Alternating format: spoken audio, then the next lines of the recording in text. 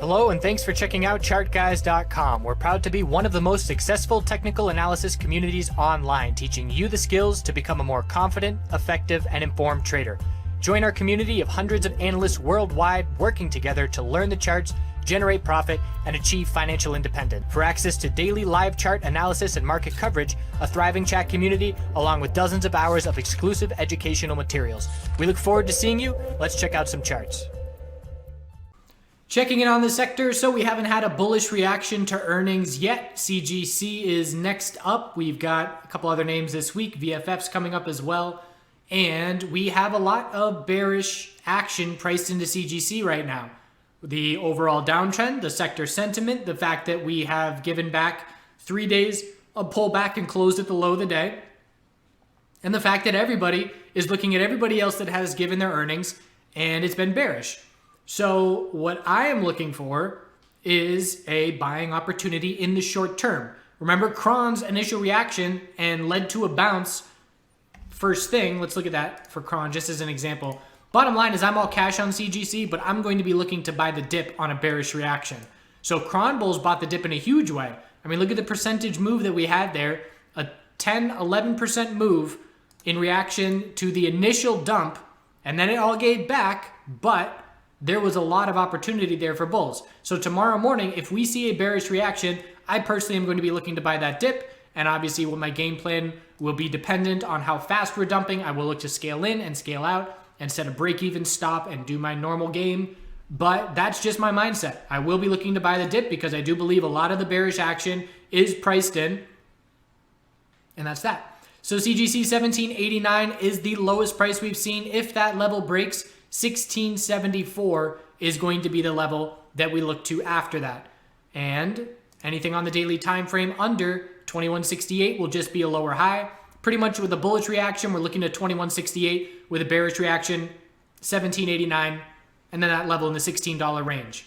Cron is in free fall again. 740 broke, and we are a falling knife. We are getting real crushed. 4-hour RSI oversold. Hourly RSI cooled off a little bit at the end of the day. If we break $7 tomorrow, I'll be interested in beginning to scout for an oversold bounce. Again, just having things get extreme. Every time we have a bearish earnings reaction, we reach a point where everybody that's going to sell their bullish positions has already done so. Everybody that's going to short has already done so. And that's when we see the scales tip and we see a decent bounce take place. So that's something I'm going to be watching for on Cron over the next couple of days. Keeping in mind, of course, that we will see some reaction to what CGC does as well. APHA getting into that falling knife category as well. We do have one more support left at 423. If that level breaks, 375, the low of the short attack, is going to be the next support level that we're looking at. Anything on the daily under 510 is just a lower high. Bears in complete control, and we have the hourly lower highs to be watching as well. A lot of bear flags at the end of the day, the past couple days in a row, and no sign of a momentum shift. So again, all about the CGC reaction for short term, but we know we need daily trend changes for any kind of medium term shift in momentum, and that's not going to just happen overnight. ACB on the daily time frame. 350 is still holding, although just barely. We did bounce off of that level. Bulls would have to break 392 and 394 for that to mean anything. After 350 is 340, and then that will be the weekly bear flag confirming if 340 breaks, and another leg down potentially coming. Earnings tomorrow on ACB will dictate whether that is a weekly bear flag or whether the bulls can hold this base of support. TLRY earnings reaction. Not really much. We did close weak. So again, another reaction where initially we saw a little bit of a bull move, but gave it back. And now we're just looking down at our recent low and then the all-time low. 2020, 2010, and I believe that is the all-time low, 2010. So bears in control. Hexo is looking to confirm its bounce attempt. Bear flag, $2 broke, and we closed at the low of the day. The next support level is down at 175. So 175 is the next level, and just another name that is continuing its daily downtrend. OGI, also extremely weak, following through from its bear reaction. Yesterday, we broke 271 support. Weekly lower highs and lower lows continue, and the next support level is down at 257 broke. So now we're looking down to 242 as the next level. I've trimmed some of the names here that I usually cover. Not going to look at CTST or MedMen or T-God because they are the bottom of the barrel as far as weakness goes, and nothing's changed over what I've been saying day after day after day. Bears are still in complete control, and we're close to bear breaks on all of those names. Labs is trying to bounce, keeping in mind that even if Labs does follow through with this bounce and breaks resistance of 450, we're going to be looking for a daily lower high to form compared to 547. Bigger picture, the weekly inverse head and shoulders definitely has our attention with the left shoulder, the head, the necklines are both at the same level, and now the bulls are attempting a right shoulder to try and form a weekly high or low and then break 550 to change the weekly trend, which would be very notable if the bulls could pull that off. This is just day number 1 of a bounce, and we are just looking for a daily lower high to form. Best case for the bulls, though, would be a bear break of 442 with a lack of follow through if we can bounce back up to the upper $4 range. Have we changed the hourly trend? Not really. Really just a bounce this morning and then sideways trading most of the rest of the day. Little bit of bull follow through, but no clear higher low and higher high pivot point on the hourly time frame. VFF bears continue to have control. A lot of bear volume as we head into earnings. And I believe it's after hours tomorrow. 650 is the only support. If 650 breaks, the weekly downtrend continues. After 650, the next support level is 622 and 6 psychological. If it's a bullish reaction, we're looking back up at 890 as key resistance. That's over 20% away from where we stand right now. I did trade VFF today. Again, the liquidity is just not good. And I got in on this bounce, entered at 714, and my bid, I entered by buying 2 pennies above the ask. It filled 20% of my order, and then my order sat on the bid, and that helped spark the bounce. So I canceled my order, sold 10 cents higher, 10% day maker, some nice dinner money, and then we ended up fading into the end of the day. I was going to be looking to play it tomorrow for a bounce, but we did cool off a lot of RSI levels with this little 3-4% bounce at the end of the day. Look at the pattern. Look at every afternoon the last 3 days. Bear flag to lower lows, bear flag to lower lows, bear flag. We'll see what tomorrow brings. CGC reaction pre-market is probably going to dictate whether we see it follow through yet again to lower lows or not. So that's the Canadian MJ space. Bears are in complete control. There's no other way around it. And only taking the contrarian viewpoint as far as the CGC reaction to earnings goes. If we see a bullish reaction, I probably won't trade it tomorrow. If we see a bearish reaction, I will look to play the dip. But that's about it. And again, just a short-term bounce as daily downtrends are going to dictate our sentiment in the sector, which is still very bearish. Not much better in the USMJ space. TRUL profit taking heading into its earnings, which will be next week. But the one good thing is we did break daily support of 1340, but the bulls bought that dip in hourly oversold conditions. No hourly trend change, it's just a lower high. We will have to see a higher low and higher high for this bounce to have any follow through due to the size of the pullback. I would be expecting a daily lower high compared to 1523 if we are able to shift that momentum a bit more significantly.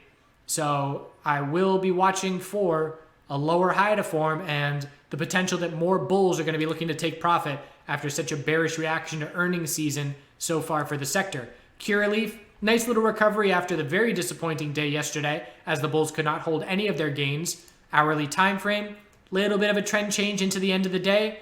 730 and 740 key resistances, 661 and 637 key support.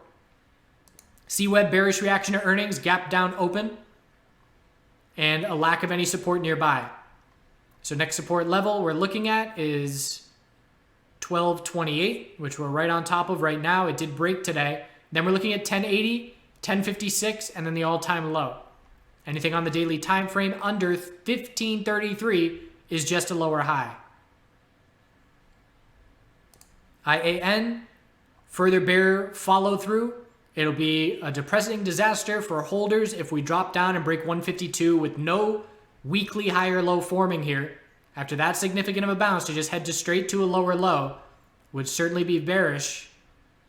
Bulls have to hold 152 and break 245 to change the trend. We're 22 cents above support and we are 80, 70 some cents below resistance.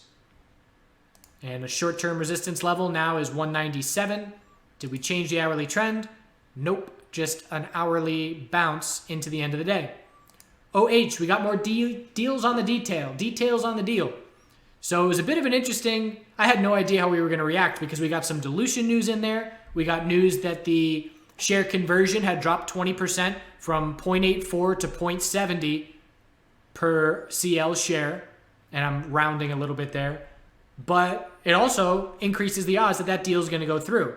We now have CL with its promotion going on in California and the updated new details of the deal. They still have to be voted on. If it's going to be implemented, it'll probably be in January. So there's still that 2-month leeway. We started this morning with a 33% premium on OH. Bulls bought real quick, real significantly right to start the day, and it didn't last at all. Little 5-minute equilibrium, and we faded a bit. So on that kind of news, that's the kind of news where people are going to arbitrage and buy OH and short CL. But again, keeping in mind that anything actually going through is a couple months away, that is going to make it even risky for the arbitrage players out there. So bottom line is OH needs to form a higher low compared to 363 and break 550. Let's just keep it simple. We need a daily trend change for the bulls to prove anything. And if we don't see that, the bulls prove nothing and the bears keep complete control, as we've seen with so many other names in this sector. CL pulled back. We did not break resistance. We now have a triple top at 8 in the upper 880s, and the bulls must hold 747 or we're looking right back down at our recent weekly low. GTII is still holding on a bit. Resistance is 1171 and 1186. So a bit of a bounce, not very meaningful at this point, not really a clear trend change or anything like that, but at least we're not dropping to lower lows. That's where we're at in the sector right now, where if the name has at least a few days of support, it's better than a lot of other names. HARV, unable to get any follow through from the bull break yesterday. Again, sector sentiment certainly not going to help. Bulls are looking for a daily higher low compared to 295. And our new resistance on the daily is 394. So the bottom line is we're still remaining patient. I'm still day trading the sector. We will be looking for longer term shifts in this sector eventually. People talking about the potential of tax loss selling. That's a factor. And again, just for me personally, I know one individual where it's not a huge position or anything, but if they have green closed trades and red open trades, you close the red open trades to eat away at the profit on the year, so you're not going to be paying taxes on that profit. So that is a factor for a lot of people, and that is something we will be paying attention to. There will be a lot of money to be made in this sector again, it's just not now. And we'll be patiently watching and waiting until that opportunity takes place. Said the same thing in the cryptocurrency space. When Bitcoin hits its bottom, we will see 100% fairly easily. It ended up being 300%. I don't think we're going to see 100% out of nowhere on these names, but there will be 100% opportunities again in this sector. Just a matter of time. Could take 6 months. Who knows? That's why being all cash and being patient, or at least having game plans on longer term holdings, are so important, so that you can have some skin in the game for when that momentum shift does take place, rather than just needing a 100% move to get back to break even, and that's best case scenario. So patience. I'll be here. Hopefully you will too. See you then. Have a good night. We'll end it with a bit more Colorado, and we'll see what CGC brings tomorrow. So we'll wrap it up here with a little bit more of Colorado Winter Wonderland, and had the fortunate encounter of meeting a member of the Chart Guys who owns a gem shop in Estes Park right outside of Rocky Mountain National Park, and he hooked it up with some fossils.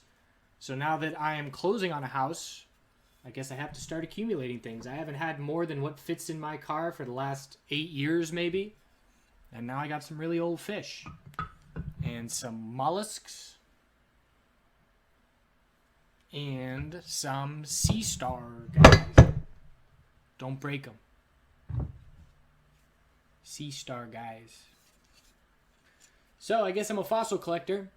We'll see how that goes. See you soon. So we'll wrap it up here with a little bit more of Colorado Winter Wonderland, and had the fortunate encounter of meeting a member of the Chart Guys who owns a gem shop in Estes Park right outside of Rocky Mountain National Park, and he hooked it up with some fossils. So now that I am closing on a house, I guess I have to start accumulating things. I haven't had more than what fits in my car for the last 8 years, maybe. And now I got some really old fish. And some mollusks. And some sea star guys. Don't break them. Sea star guys. So I guess I'm a fossil collector. We'll see how that goes. See you soon.